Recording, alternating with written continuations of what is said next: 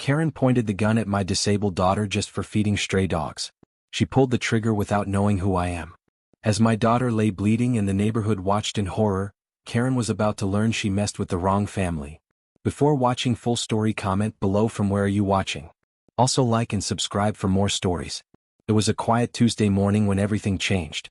My daughter Sarah was outside feeding the stray dogs like she did every day. She is 20 years old and uses a wheelchair, but that never stopped her from helping animals. Sarah has the biggest heart in the world. I was drinking coffee in my kitchen when I heard yelling outside. Through my window, I saw Karen Mitchell, the HOA president, walking fast towards Sarah. Karen always caused trouble in our neighborhood. She complained about everything. Grass too long, cars parked wrong, Christmas lights up too late. But today was different. Karen looked really angry.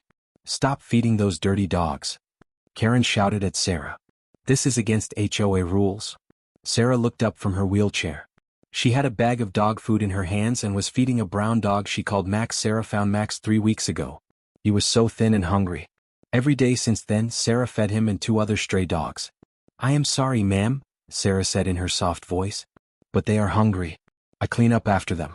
I am not making any mess." "I do not care," Karen yelled louder. "You are breaking the rules. These dogs bring down our property values. Rich people live in this neighborhood. We cannot have stray dogs everywhere." I started walking to my front door. I wanted to help Sarah.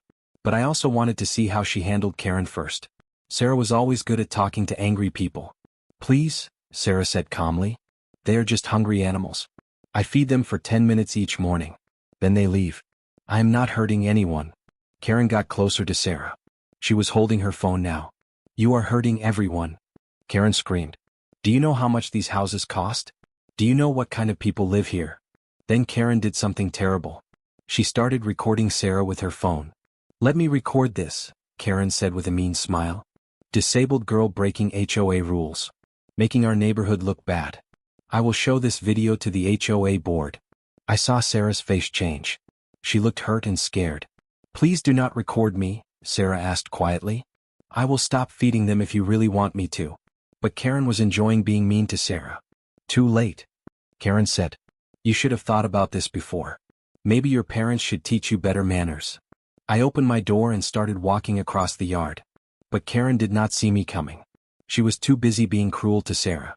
"Maybe people like you should not live in nice neighborhoods like this," Karen continued recording. Those words made me so angry. People like you. My daughter never hurt anyone. She spent her life helping others even though her life was hard because of her disability. Other neighbors were coming out of their houses now. Mrs. Johnson was watching from her porch. Mr. Garcia was walking his dog but stopped to look.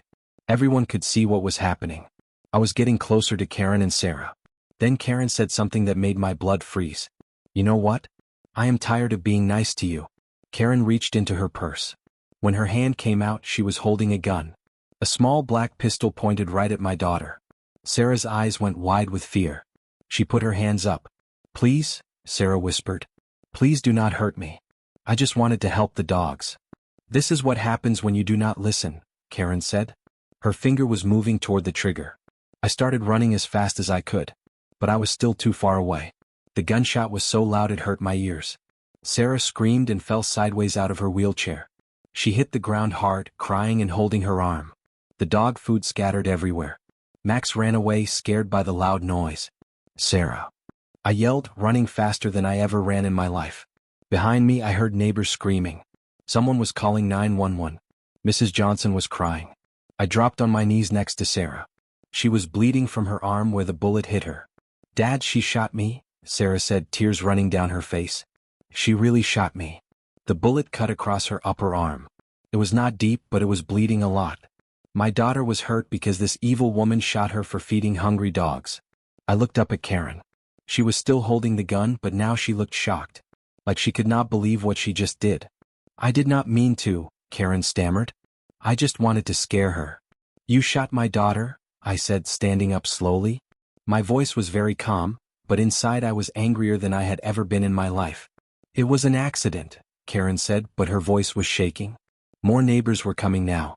Mr. Garcia was calling 911. Mrs. Johnson was kneeling next to Sarah with a towel to help stop the bleeding. The Wilson family was watching from their driveway, keeping their kids behind them. "Dad," Sarah said softly, looking up at me. Why did she do this? I was just helping the dogs.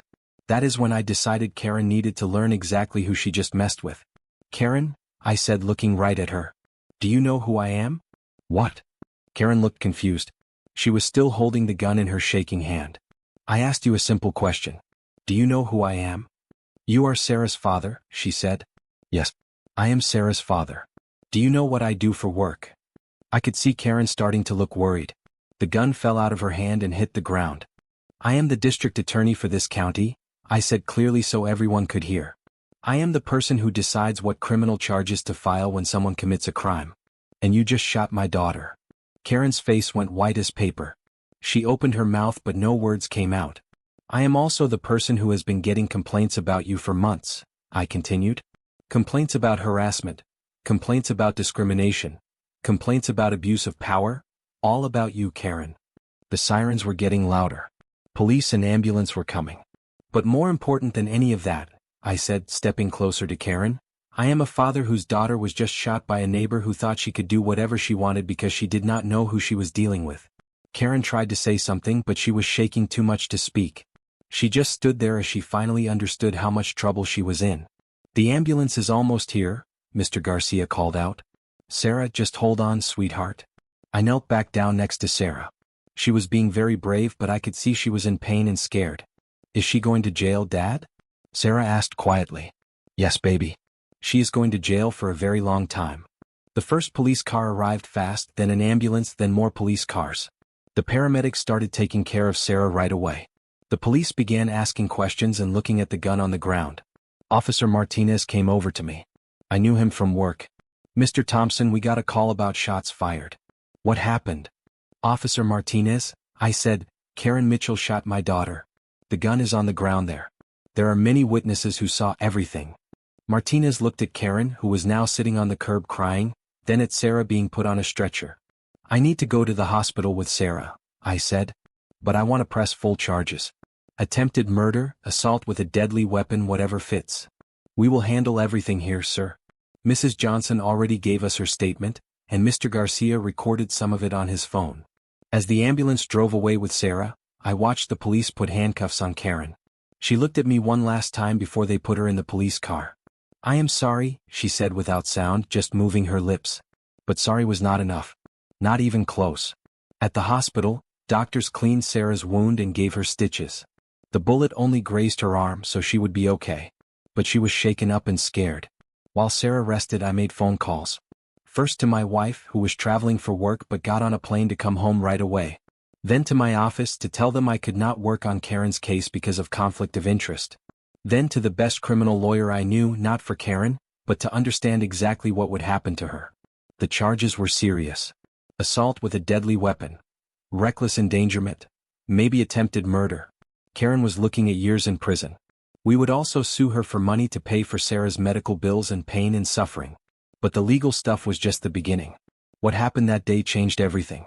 Sarah's shooting was on the local news that same day. Then the state news picked it up. Then national news when people learned that an HOA president shot a disabled girl for feeding stray dogs. The story went everywhere on social media. Millions of people were angry and wanted to help Sarah. The HOA board fired Karen immediately and said they were sorry. They changed the rules to allow feeding stray animals. They called it Sarah's Law. Animal rescue groups came to help with the stray dogs in our neighborhood. People donated money to build a small shelter nearby. Sarah became famous for being kind and brave. But the biggest change was in Sarah herself. Dad, she said to me a few weeks later.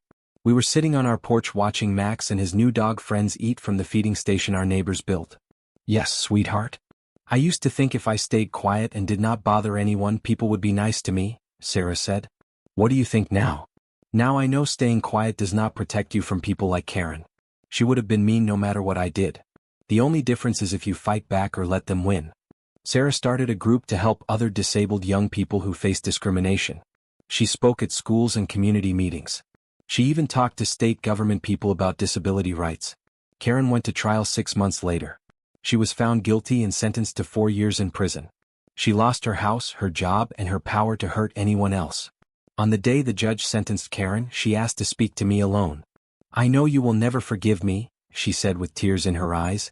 But I need you to know that shooting Sarah was the worst thing I ever did. I let my anger and my need for control turn me into a monster. You are right, I told her.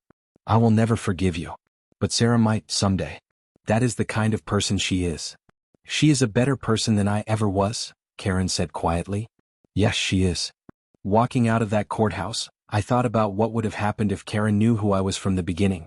Would she have been nicer to Sarah if she knew I was the district attorney? Would she have thought twice before pulling that gun?